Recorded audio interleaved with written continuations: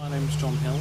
I'm the guilty party of originally starting up the Bampton Archery Club back in 1996.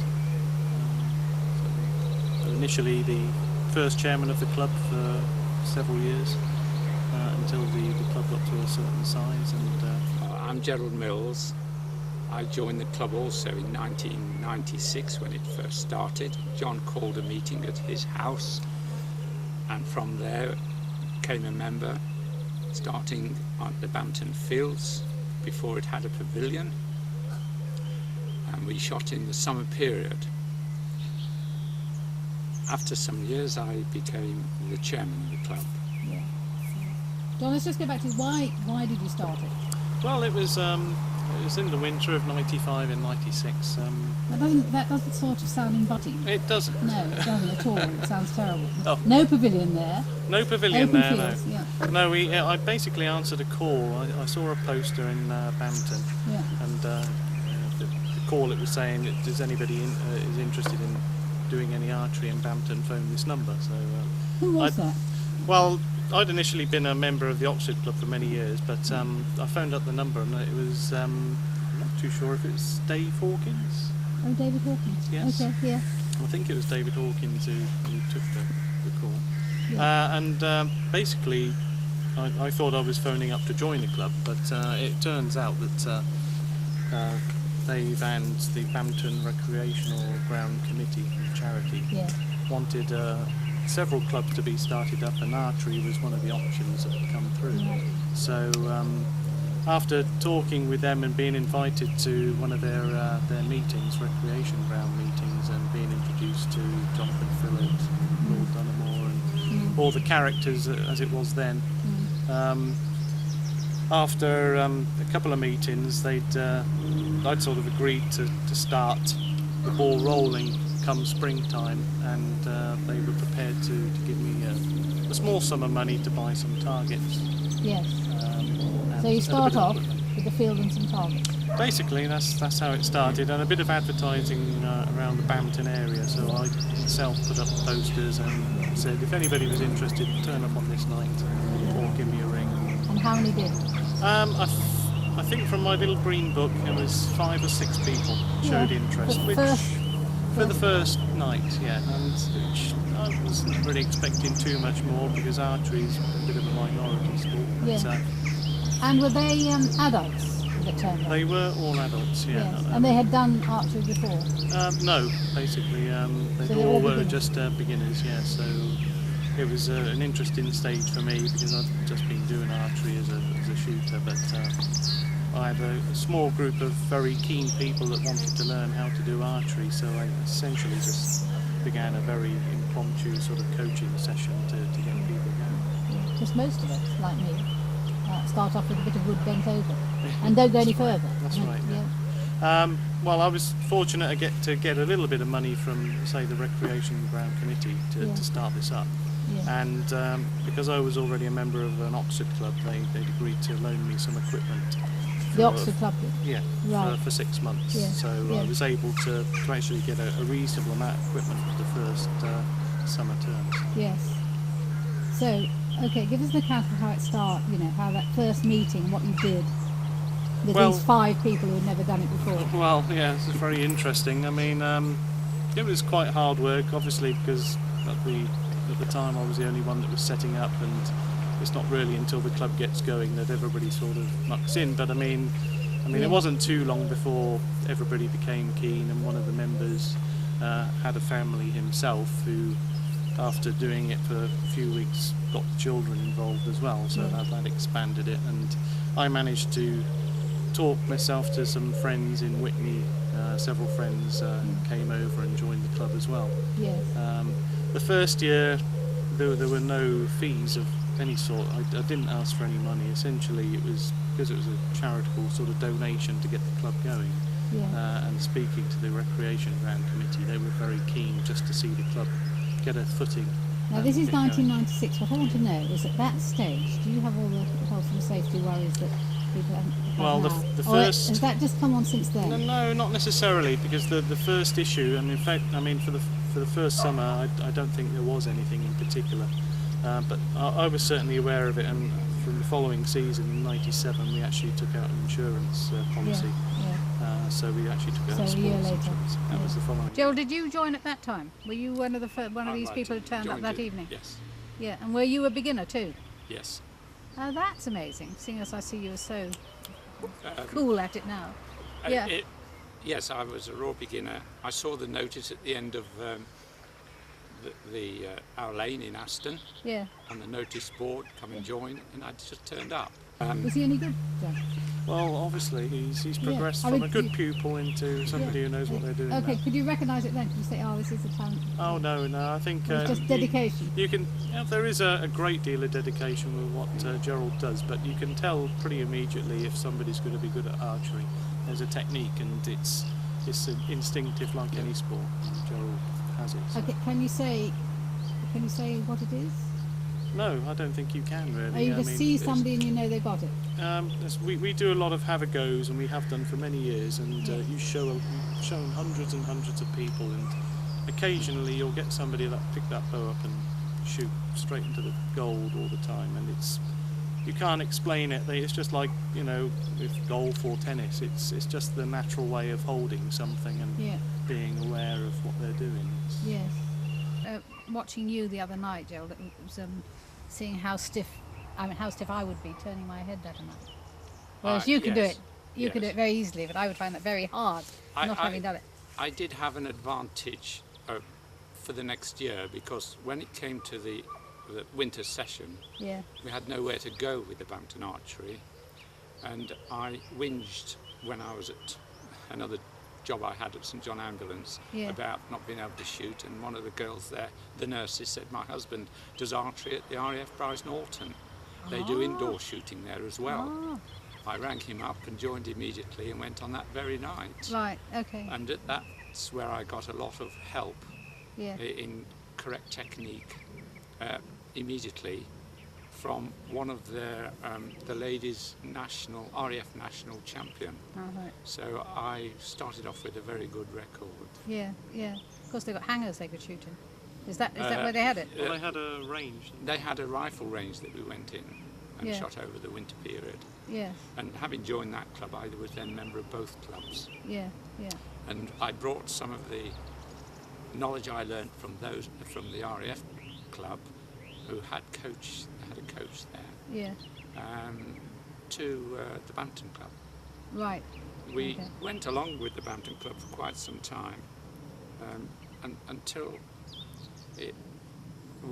we were asked quite a few times, could the children who were wanting to join, and was there a coach in the club? Well, not an official coach, we were just senior members that could shoot. And it was that time that I took up a coaching course with the Grand National Archery Society. Right. Tell me now, that we're in '97 now, when did the first children come? From the first year, really. Was As I it? said, I mean, we managed to get, in that first summer, we managed to get a few families involved. Yes. And of course, they brought their children along. So, there was a good, probably half a dozen or so children in that. By the end of the summer, it'd grown to probably somewhere about 12, 16 people. So that gave us encouragement. I was able to sort of report back to the recreation ground committee to say, well, look, it is a minority sport, but they were glad to see that it had taken off. Yeah. And because they were in the throes of putting together an application for a lottery for the pavilion, it gave them an extra sort of sport to put on their application form in order to get a pavilion, because part of the pavilion design was to incorporate some indoor shooting range come bowling areas. So for them it was a great interest to see a number of people get involved, and families are always the biggest thing, because I mean even from grassroots we always wanted Bampton Archery Club to be an easy-going sort of club, because most sports can get quite serious. But even today, we do have a level of seriousness, but it's quite unique amongst local archery clubs to see the mix that we have. Well, I thought that when I saw your coaching evenings and shooting of balloons and things, and it was fun, but you were also very serious. You were very serious about safety. You were very serious about technique. Oh, and you did the coaching course. So John, are you also a coach? I'm not a full level coach, but I have gone through a GNAS 1 week course so my official term is leadership. as a leader. As an archery leader, that's right. Oh, okay. So that does allow me to show sort of instruct people in the correct manner. Well, you're a full-fledged, a 2-year course. It's quite serious. How full time? I mean, how? Oh no, that once a week. Once a week. Oh, yes. I can't even think. I cannot think how you fill once a week in 2 years. You better fill me. I mean, do you do things like anatomy and? Oh yes. And physiology and how strains can occur and all this kind of thing. Well, there's a safety angle with the body as well as with people from shooting arrows. There's straining muscles, textures, so on. Yeah. Excuse me, I'll just get my dog. Come here. There's a very thick manual, about that thick. Yes. Okay. Okay. It takes you 2 years to read. Yes. Yes. Yes. That's now with another member of our club, Neil Holt, who is at the moment going for an assistant coach status. So you're the only coach at the moment? There are different levels of coach. Oh, okay. There's a leader, tell me this. an assistant coach, then a coach. Yes. And then you go up into the regional coach and national coach levels if you wish to carry on at the coaching ladder. Okay, and what are you? Club coach. Club coach. And you're a leader? I'm just the coach. Yes, and John's a leader. Yes. We have several leaders in the club. I mean, consequently, we have like 3 or 4 leaders in the club. So, I mean, we've all gone through the course. Yes. And what's the full membership now? 35 to 40 Is members. it? Is it? 35 to 40, and it's including the juniors. There's about 12, 14 juniors. Are there? Yeah. Yes, and about 20, 22, 24 adults. But that's been over 30 for many years now, which is quite good. And how many of the children have gone on to be adult members? Is that quite a lot? Is it a large proportion?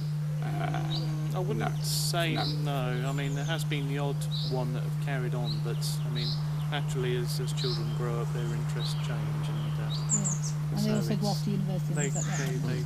I mean, we do have people that carried on archery, from Bampton. We certainly know that.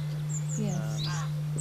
I mean, it's like any interest. I think dedication is still there from some, and I think certainly.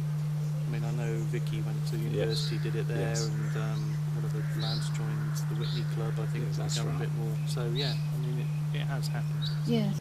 Some of them have moved to the Windrush Bowman Club because they have a different nature of archery, in that they have field archery, shooting mock animals, pictures of animals in forest conditions, etc. That can be quite exciting. Yes. They have long bows and bare bows, Indian flat bows, where we are more concentrated on what's called a target recurve bow. Okay. Yes. That's what I saw the children stringing up. Wasn't it? Yes, that's right. Yeah, absolutely. And is that what is used in the Olympics? Yes. Yes. Because it was quite interesting talking to the children that they said the reason why they joined was they'd seen it on the Olympics. That's right. The coverage has actually increased. I mean, the last Olympic Games it was actually very well covered. Yes. And I think with Olympics coming as well, it's always gives an interest, I think, to children to see this sort of sport on television and maybe try it themselves. Yeah. I mean, and in reality, we saw a bit of a surge when Lord of the Rings was on and things like that. So when archery comes to the fore in the media sort of thing, you do see a bit of a surge in interest. Yes. Lord of the Rings bows, what are they? I think they were sort of special Tolkien bows, but they're based on recurve bows or even an old-fashioned type of bow. But, obviously that was of interest. I think there was another film out at the time with bows as well. Yes. Robin Hood and stuff like over the years has always incurred a sort of interest within archery. Yes, and then you get a flurry of membership. Yeah. Yes. And have you got any stars in the making at the moment? Well, we have Neil Holt is our star really. He's RAF and he does shoot with RAF Prize Norton as well, but he's a very active member of our club. Yeah. And he's probably hovering around top 50 in the country. Is he? So that's fantastic. that is very That good. belongs to Bampton. Yes. Oh, that's fantastic. He has shot for Bampton in competitions, which is very good. Yeah. We've had guest shooters in the past, including Barry Groves, who's actually a world record holder for distance shooting, who joined us temporarily during one summer, which was nice. Did he do that as a favour to Bruce Member? He was He a friend liked of you. mine. Oh, he's a friend. Okay. He's a friend, but I used to shoot with him in the RAF Prize Norton team. Yes. Okay. And he was using a different kind of bow than ours, called a compound bow, which is originate, I believe, American hunting bow. Okay. So we were not in the same class of shooting. However, he came along to assist us to try and introduce the compound bow into the Bampton Archery Club. One or two members did buy a Are compound they fearfully bow. expensive? really not overly, I would say. Oh. But No I mean, more than a recurve bow. Okay. Yes.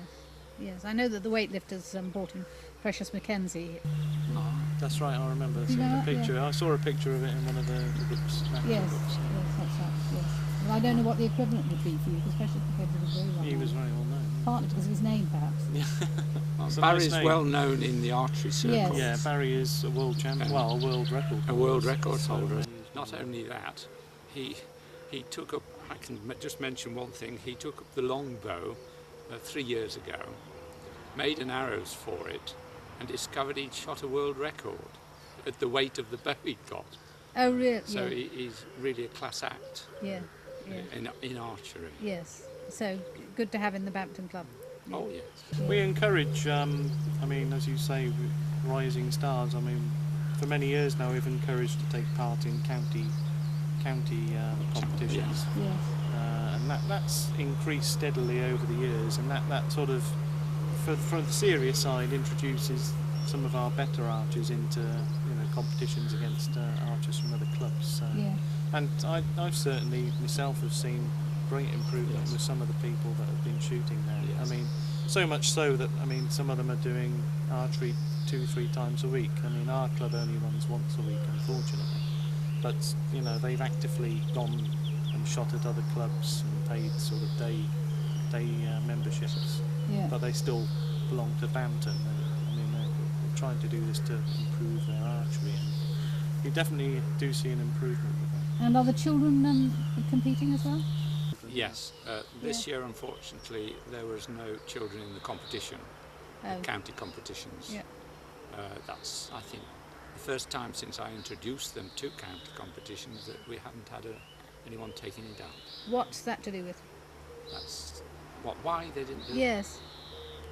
We've had a lull in ability, I believe. Oh. Those that may well have progressed didn't, and those that are just coming up are not quite ready yet. There's Maybe also next year. a reluctance. Sometimes with a competition, it's a bit of pressure maybe, and some children don't like that really. But I mean, 2 or 3 years ago, actually, was it Victoria? Yeah, was it? Victoria Yeah, Honour. she won her class in Yes, one of that's the right. competitions. Ladies county champion in junior class. So, we have had success, yes. Yeah. But it's very good. It's not an ancient club. I mean, it's a relatively new club, so it's really done fantastically well, hasn't it? Oh, yes. Yeah. It seems to be very securely based now, and also, if I may say so, it's financially secure now at the moment. For the first time, I think, really secure.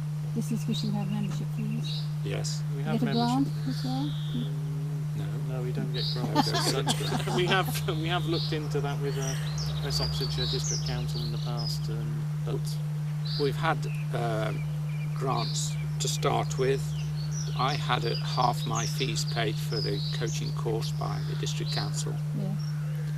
I don't think there's been any. There hasn't been I did look into some of the Bampton areas for grants, but were considered. The membership of the club was widely spread and not uniquely Oh, Bampton. okay. Yeah. So sports lottery, no. the only sports lottery money that's been achieved is through the actual building of the pavilion, which in Yes. a way has benefited the club because essentially definitely. that's given us an area to shoot in the winter now. So that's given the club a bit more of a, as opposed to in the old days we finished at summer and didn't see each other until spring again. Yeah. You know, we stayed together and keep in touch. There's now continuity now. Yeah. Yes. Yeah. We've always been extremely active, really from the early days in doing have-a-go shoots. I mean, obviously with fetes and big shows, through one contact or another we get invited to turn up and get to demonstrate archery. I mean, I've done it in the early days at Bampton Primary School, but consequently through contacts I think Gerald made, we've been doing the White Horse Show for, I would say, 7 or 8 years. So Yeah. we've been regulars at the White Horse Show for many years now. What about have a go in Bampton? There has never been any have-a-go at Bampton. The only place I've done it has been at the primary school, unfortunately, and I think I did that for 2 years. But, You did it at the Golden Jubilee, because I had a go Yes. up in the field. That was a one-off, wasn't it? Yeah. A The one-off of Golden Jubilee. The present entertaining people, the round table. We are going to give a have-a-go night, especially for them, Yeah. and that's going to be on a Tuesday evening. But there isn't This down month. at the pavilion, is there, a have-a-go day for all sports, is there, for the we village? have done that in the past. Or was that Yeah. a one-off as well? And I think Yes. it was mainly a one or two off. It was Yeah. it was some special Jubilee day, I think. Yeah, that's like right. Yes. that. Yeah. And that was it. Yes. One of the things about have-a-go, it's a lot of effort for the membership Yes. in the preparation. Now, if you have-a-goes with schools, you have about 2-3 hours maximum exposure to the public, to put it that way, in order to have an income. In the early days, we had as many as 5 have-a-goes, including the White Horse Show, which is a two-day event, and that was to generate income in order to pay the rent for the pavilion, which was a bit of a shock to the club, having not paid anything to anybody for quite some time until the pavilion was built. Then all of a sudden there's a large expense. In addition to that, we were required to join the Grand National Archery Society, which is the governing body in the day, Another and that expense. then brought in insurance requirement for every member. That brought in regulation. You do not shoot without other members who are not members of the Grand National Archery Society.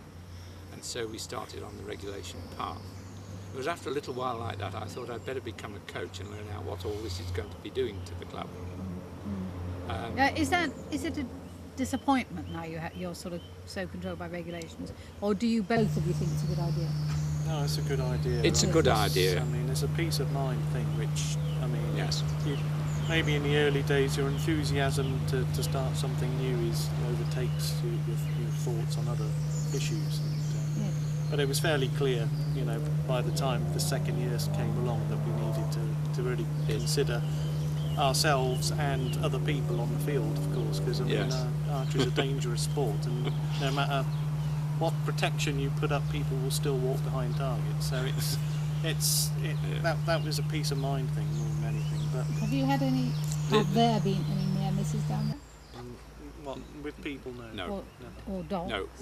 No, they've run there, but we've always been in control. Yes. Yeah. We always tend to take a whistle, and we have whistle codes for action.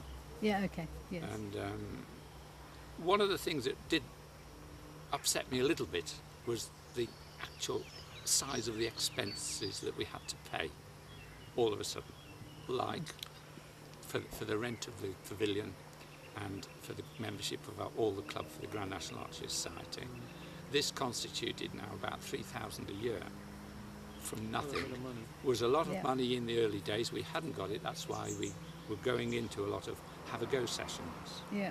And gradually we climbed out of that, and But now you've got then enough we members. restricted that now to White Horse Show and the local Aston and Ducklington fetes, school Yes. fetes. I might have asked you this before, Gerald, but what's the membership now? Is it okay for the average family, as you say? The Cost-wise, Yes, the membership. Oh, the for membership, costs, £70 per person. per Per person, person, which uh-huh. for a sport for a year, On that Yeah. form there, you'll see all the costs. But that does include membership to the Grand National Archery Society, so Yeah. that gives you a personal insurance essentially. Yeah. So yeah. It's £35 membership to the club and £35 to the national insurance for the Grand National Archery It's Society. Yes. actually quite minimal money to the very club small. because obviously we've got to provide targets and we buy arrows and bows. Yes, I mean I've seen newcomers. from going down there what's So involved and that the majority huge of the safety money, curtain as well. Yes. the majority of the money is purely made as Gerald has said by the shows, Yeah. and we want to continue that even though it is hard work. That's I think the main way we're going to sort of encourage people to keep coming is the fact that we keep the costs as a membership very low. Really. Because if it's £70 per person, is the junior the same? No. That's No. £30. I Yes. think it's 90 for the family membership. Now, these fees were put up at the AGM last year.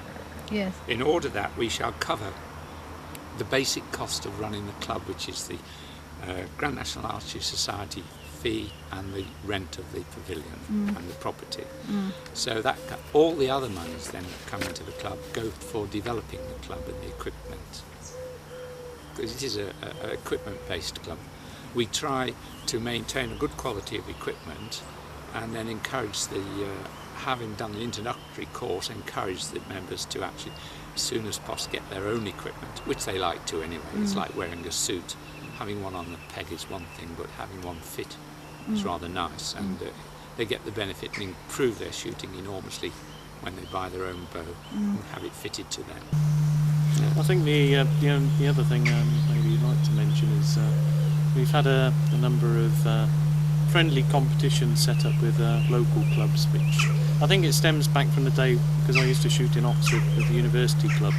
Because they were so generous in the early days to help us set up, we set up an annual competition between them, which was shooting in the Oxford University one year and then shooting in Bampton the next. And So how does Bampton do against Oxford well, University? initially very poorly. For 5 years we were trounced, weren't we? But gradually the tide has completely turned now, and Is it? Bampton is more so the regular victor now. Yeah, so that's been a good step to see over the years, is just the gradual climb, and now that we've got such a good base of archers that we're actually pretty much who else beating. Who else is Bampton compete with? But then the other club is again through Gerald and with Neil Holt is the Bryce Norton RAF Bryce Norton Club. So we get invited now on an annual basis on the base to shoot against them. And unfortunately, we're in the same situation we were with because it's another level of competition. So they're very good archers there as well. So Are you moving up or? we're getting Get closer. closer, okay. It's getting closer. So that will be something to celebrate. Well, it will be one day. Oh, they're very kind to us. They give us all medals anyway, as is the courtesy of the RAF. Just now you mentioned when people get their own bow and get it fitted, kitted out Yes. for them. Can you explain how a bow is kitted out for a person? Obviously something to do with measurements, height, Yes. weight. What is done? Well, it starts with the length of their arm to the chin, and that's called a draw length, and that makes the size of the arrow. Having got the length of the arrow, approximately with say an inch extra to spare, you add about 40 inches to that, and that's the length of your bow. So if you've got a 28-inch draw length, gentlemen, then you want a 68-inch bow. Having got the bow and the arrow, you now need to get the weight of the bow, how many pounds to pull the arrow back 28 inches. And you can do that just by experience of them having a shot or two with the bow. And I have what's called a bow scale to actually make a positive measurement if necessary, to measure the poundage that they pull to pull the arrow back to their own draw length, not this standard 28-inch where we reference everything from that.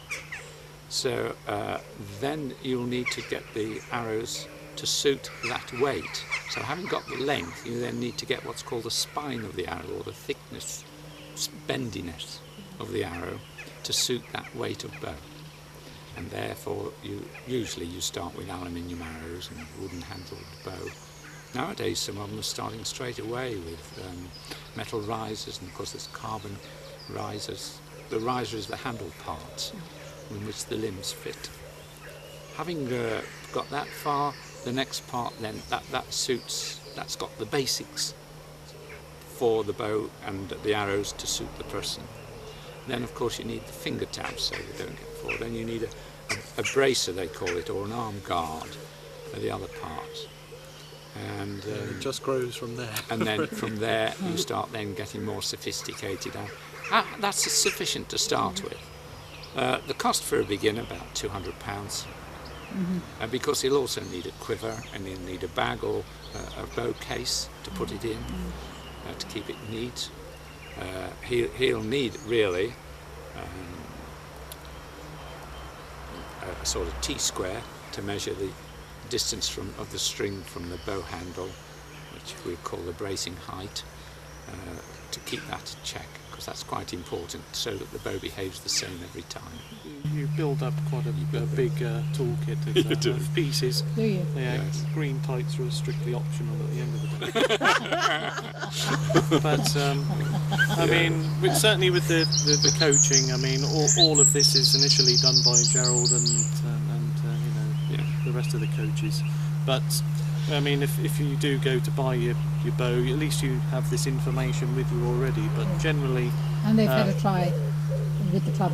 yeah, they've had a tryout with the club. They know what they've been shooting, and if they go to one of the many archery shops around the area, they're generally very helpful, and they will set you up with what they think as well, and let you have a try with the equipment before you can buy it. So.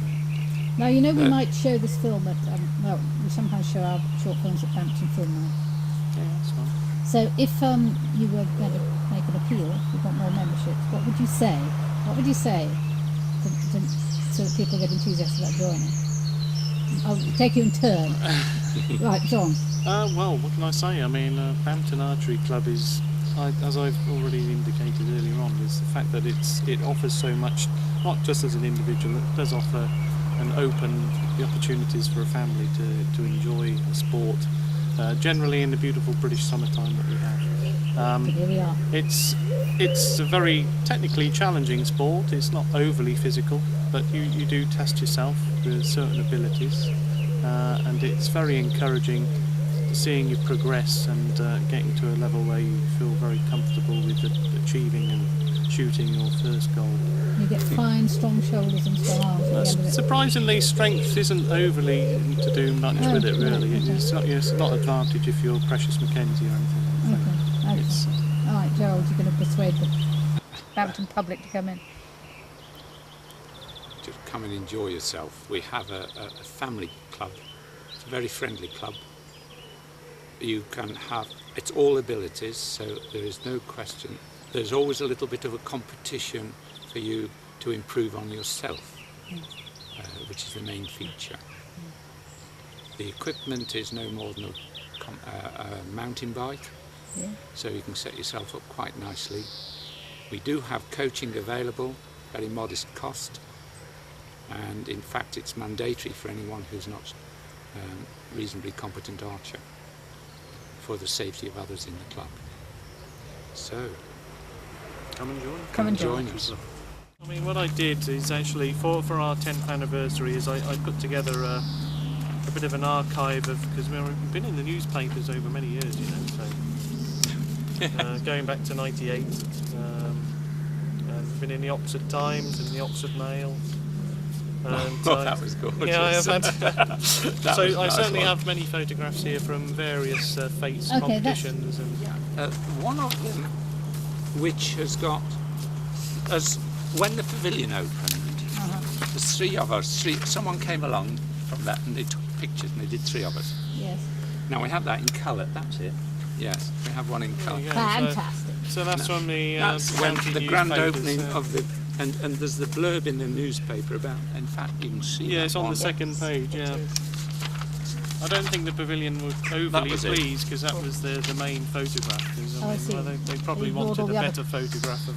They wanted just one of of the the art. pavilion, but they wanted the archery. Yeah. That's right. Well, that was a claim to fame. There- Yeah, look, that's a bit more the dates dramatic. there, Yeah. yeah. Dressing up was optional. Yeah. Yeah, but they wouldn't do that. Yeah. I've got things like Bampton versus the Cherwell. That's John's old club, Oxford. I noticed that in the newspaper. Yeah, that's right. photograph of that, Gerald yes. Archery Club is. This was 06. Have you got pictures of our 10th anniversary on any of these? That was the other thing, because I do have some pictures. 2006. Yeah, I mean, Could have. I've got a lot. How of did you celebrate? we set up a wooden castle with soldiers to shoot at, and there was a fun shoot. We had a barbecue, and it was generally And it a didn't good rain. day. And it didn't rain. It was a gorgeous day. It was Amazing, a wonderful isn't day. that we had, Yes, and, that's so lovely when it works. What is on this disc is a bit special. I was asked to give a talk about archery to the Probus Club, Yes. the Windrush Probus Club, and it's in a presentation format. Yes. But the slides that I put on here that accompany the talk goes into the old archery, because my brief was the longer bow. Oh, okay. Yes. And right. the other one on here, the brief was then the Bampton Archery Club had. Yes. Oh, okay.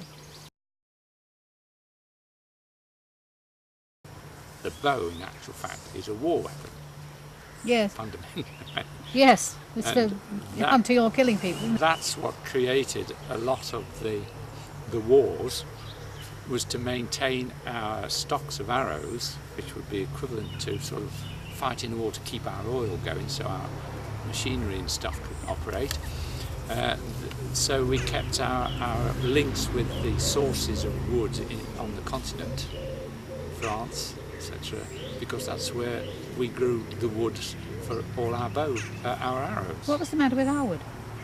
The Well, I always climate's thought not the as- the climate's not as good. The yew tree and all that. Yeah, the Yeah. yew tree, but it's pretty much been decimated in this country because of archery, really. Because I the number never of yew realised that was the trees- reason. Yeah, well, I mean, the only place you tend to find yew trees now are in graveyards, and I mean, the ones that do exist and may get chopped down for one reason or another are pretty much picked up by archers very quickly. Oh, really? So, And is it a branch of about the right dimension, or is it a slice out of the trunk that you take? it's it's quite technical, isn't it? Is it? Because Oh, right. Having You, edited. you select so that the wood appears to be in two parts. There's the sapwood and the hardwood. So you take a billet, as they call it, long enough, Okay. 6'6", That's xylem and phloem or something, Long. isn't it? Yeah. and so that you get a compressive type of wood and a tensile type of wood.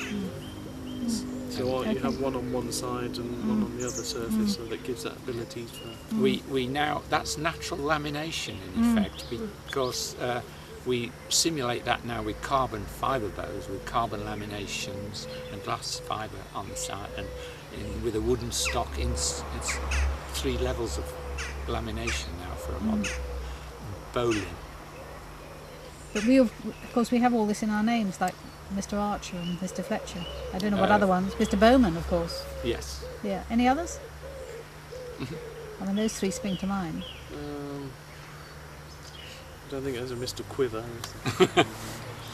Yeah, I'm they sure. say- I'm sure there are many others.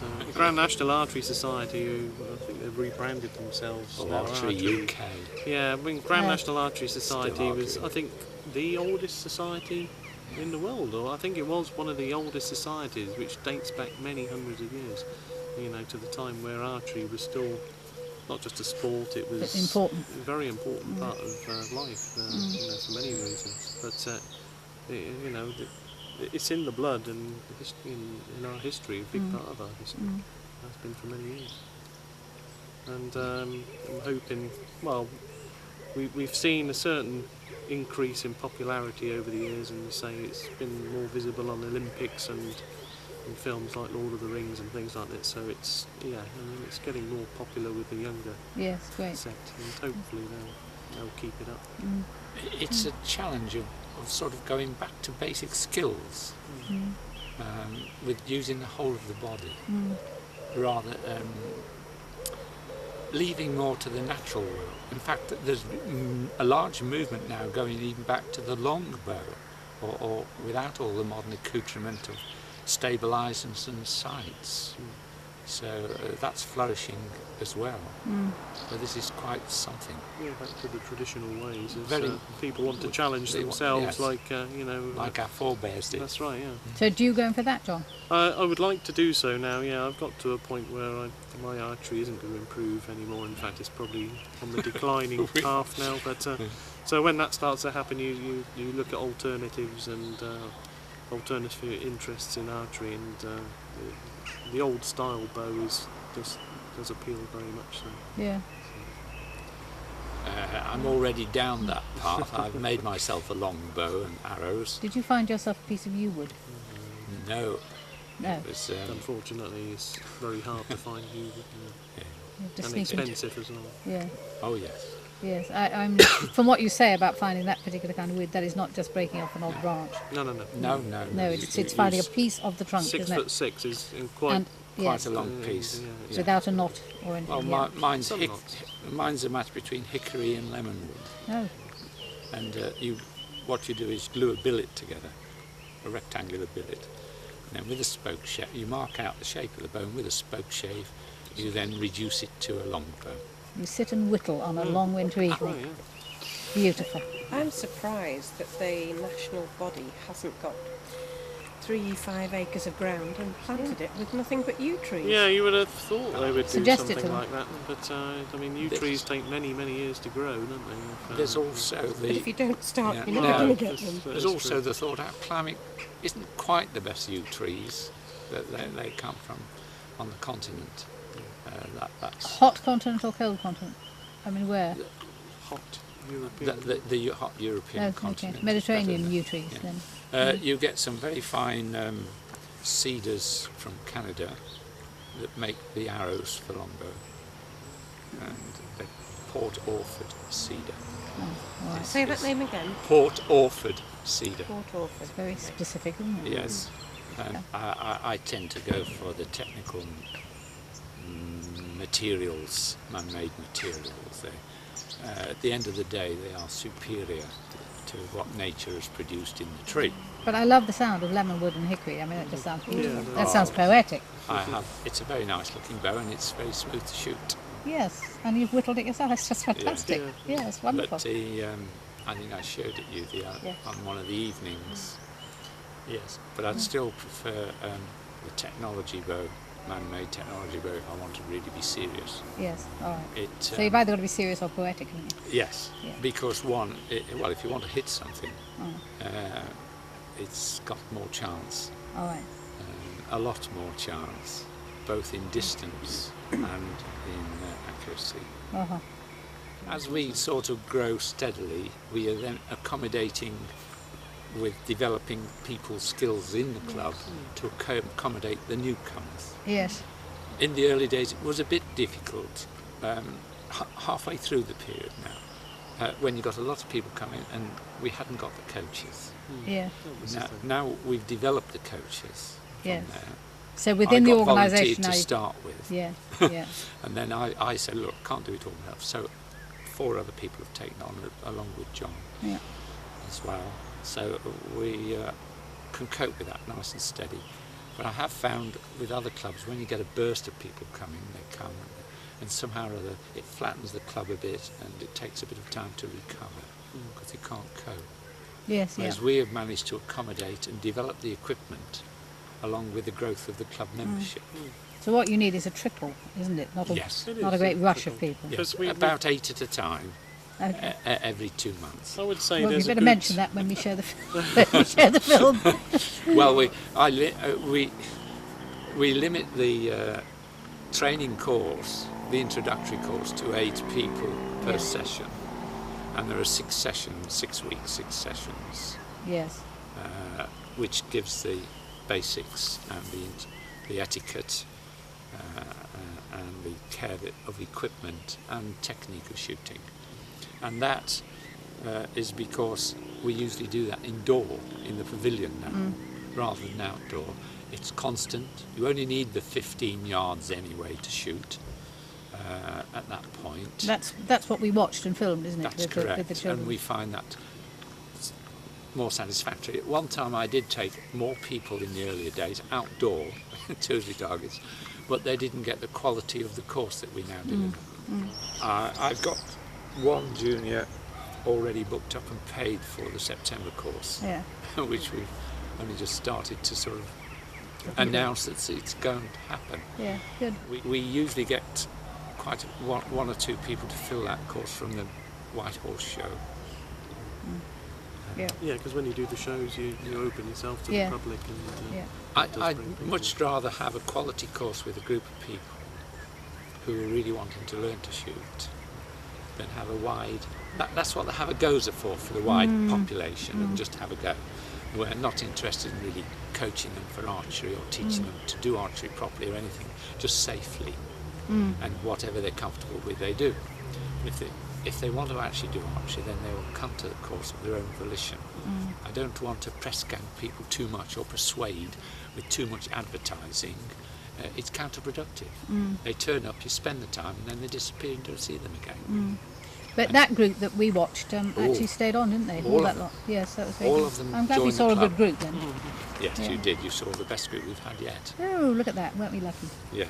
I suppose you want to finish on something. I mean, this summer we see our first marriage. Actually. Really? Oh, yes. Yes. A marriage of Oh, two yes. archers. A marriage Yes. of two archers. Cupid's It's bow. taken 11 years to happen. But Yes, really? it has. Uh, Yes. But yeah, they're getting married in August, and they met each other through archery. So not only a sports club, but a dating Oh, It's agency a, as it's a well. dating agency. I wouldn't say Yes. it's speed dating as such, but I mean it's taken It's a while secure. to get there. It's- Very secure and solid. Right. Good. That's Yes. very good. Yes, that's a nice way to end. Thank you.